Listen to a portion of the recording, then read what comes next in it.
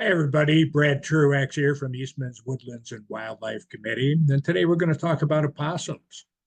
Opossums are marsupials. That means animals that have pouches. And actually, the Virginia opossum is the only marsupial here in New Hampshire. Interestingly, in response to a fourth grade class, a state legislator has recently introduced a bill to name the opossum the state marsupial of New Hampshire. The name comes from the Algonquin or Powhatan name, opossum, which has been variably translated as either white animal, white dog, or white face. And that's obviously a reference to the white face that the opossum has. So its face is white with whiskers and a long pointed snout with the pink nose. Its fur is gray. It has black ears and 50 very sharp teeth. And they're about the size of a house cat, weighing up to 14 pounds and being up to 55 inches long, including the tail. Its tail is long and skinny and hairless, almost looks like a rat-like tail. But that tail is able to grasp onto things and wrap around things like tree limbs. And in fact, the opossum can even briefly hang from a branch with its tail. This is showing the typical opossum. Once again, there's the white face, got the pink nose, black ears, the gray fur, this long kind of rat-like tail, and very interesting paws. Let's look at those paws. In addition to the tail that can grab onto things like tree branches, the opossum has these big clawless toes on its hind paws that actually look like and work like thumbs. So that is an opposable thumb. And we term that hallux. That's after the Latin. And it helps the opossum grab onto branches when it climbs, and also leaves very distinctive tracks. The opossums were originally mainly in the southeast, but now they've moved into most of the United States east of the Rocky Mountains, and also out west into the West Coast, up into British Columbia, and down into Mexico and South America. And with climate change, they seem to be migrating further north. Opossums are nocturnal animals, and that's probably why we seldom see them during the day. In fact, we seldom see them other than we're out driving at night, or unfortunately, we see them as roadkill.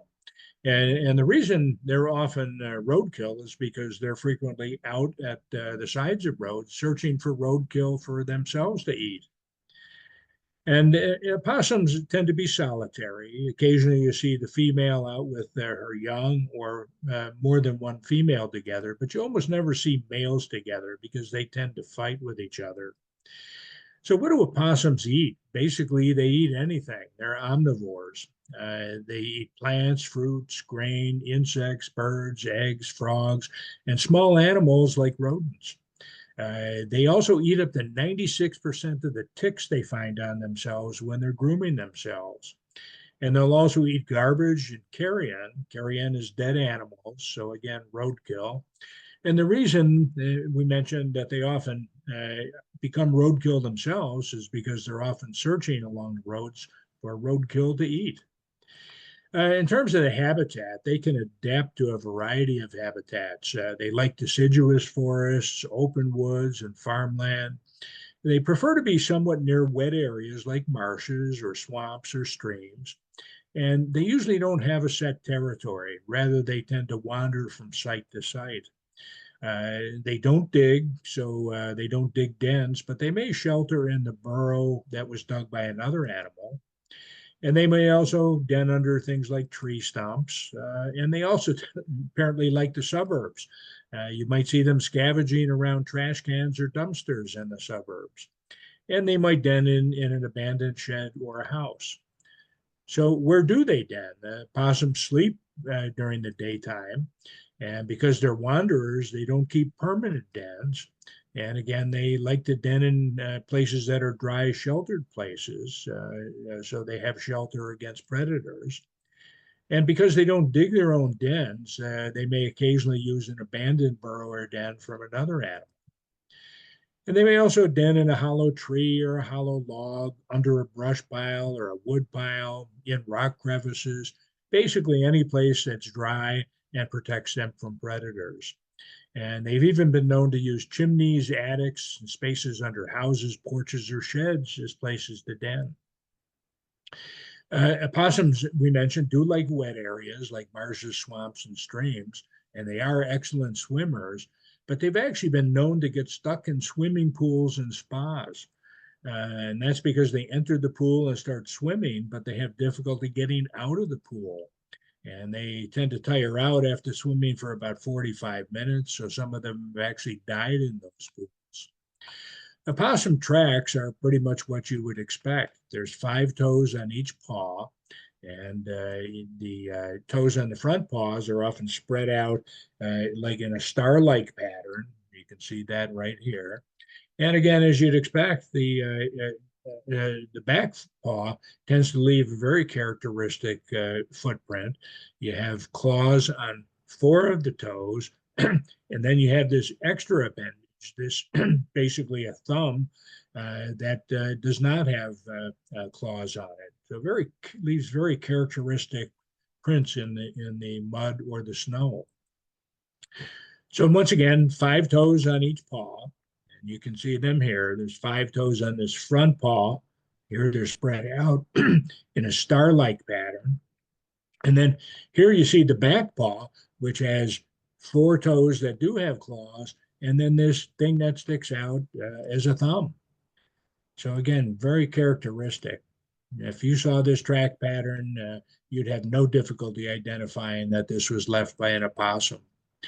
So again, because opossums are waddlers, they don't tend to walk in a straight line. So here you see they're kind of moving from side to side, and their gait may somewhat resemble that of a porcupine or a beaver, which also tend to have kind of a waddling gait. So let's watch this video.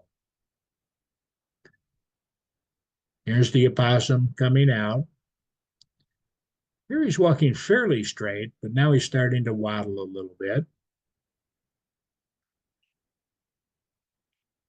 So you can kind of picture what X would look like walking in the mud or in the snow. Opossum scat is usually black or a very dark brown, and the scat tends to be cylindrical and about 1 to 3 inches long and about 1 inch in diameter. And it's smaller than either dog or raccoon scat. Actually, it probably gets confused with raccoon scat most often. And possum scat often contains bits of paper or garbage because obviously what they've been eating. The opossum scat, again, even though it's black or dark brown, tends to be lighter than raccoon scat. And once again, it's cylindrical. It's about 1 to 3 inches long and 1 inch in diameter. And it's often clumped together. So a clump like this. And again, it is much smaller than raccoon scat. And again, I'm bothered by this picture because it shows this ranger holding the scat in his hand. And we've reminded you several times, never pick up scat that you think might be left by a raccoon. And that's because raccoon scat does contain a roundworm that can be transmitted to humans. Opossums have a tough time in winter, and that's they don't hibernate, so they are active all winter long, and they don't really store up much fat like other mammals do. And the big problem is that their ears, toes, and their tails are not covered by fur. So they're very vulnerable to get frostbite in the cold. And in fact, their tails sometimes get amputated by very cold weather. When it's really cold, they may nest in a hollow log or abandoned burrow for several days at a time. Breeding of the opossum occurs between January and July, and the female can have up to 3 litters per year. And the gestation period is only 2 weeks. That's really the shortest of almost any mammal. And the litters typically consist of 7 to 8 babies. Remember, babies of marsupials are called joeys. You probably recognize that from kangaroos, but basically any marsupial's babies can be termed joeys. And there may be as many as 25 babies, but so many babies are really needed to ensure that some of them are going to survive. And the babies are really tiny. They're about the size of a bean or a honeybee, and they actually have to climb up into the mother's pouch if they're going to survive. And they'll suckle in that pouch for 55 to 60 days. And then they stay on mom's back for 4 to 6 months. And after that, they're out on their own. Many opossums don't survive that first year of life. And the average lifespan of an opossum is only 1 to 2 years. This is showing the baby opossums on the mom's back. And this is after they've been in the pouch for 55 to 60 days. And they're going to stay on her back and ride about for 4 to 6 months. The opossum does have lots of predators: coyotes, fox, bobcats, large hawks, great horned owls. Even dogs and cats can be predators of the opossum. And the young are particularly vulnerable. And when they're threatened, they may hiss or growl or bare their 50 very sharp teeth, or they may play possum. So you talk about that in a minute. There are basically three strategies for dealing with predators. And this top one, this possum is baring his 50 sharp teeth, and he's hissing and growling. But this one down here is playing dead. You've all heard the term playing possum. And we'll talk about how the opossum plays dead. And of course, what we didn't show is their probably first thing they ought to do is run, get to a safe place. So playing possum, when they're threatened by a predator, some opossums will play dead. They basically roll over, become stiff, and they salivate. Their mouth may be slightly open with the teeth showing and the tongue hanging out. And the eyes may be partially open, but they're not blinking. The breathing becomes very slow and shallow. And they excrete a foul-smelling fluid from their anal glands, and that adds to the impression that they're a dead animal.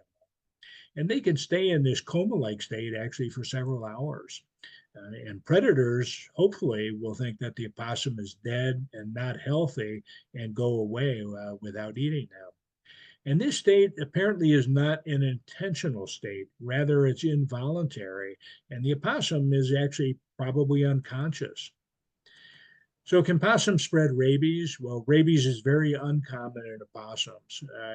And some have attributed that to a lower body temperature in the opossum. I'm not so sure about that. But they do seem to have a unique immunity to rabies. And they also have some sort of immunity to snake venoms and certain toxins. And actually, scientists are looking to see if they can find out how to use that immunity to snake bites in humans. So, what good are opossums? Well, they actually do have some ecological significance. They eat insects, pests like cockroaches. They eat snails, slugs, and grubs that might be in your garden. They eat garbage, dead animals, and small rodents. And some have referred to them as nature's garbage men. And one opossum can eat thousands of ticks. So, what more could you want? How could you complain about that? So, that's a bit about opossums. I hope that you've enjoyed this. It'd be nice to be able to see an opossum during the day, but unfortunately, we usually only see them at nighttime. Bye.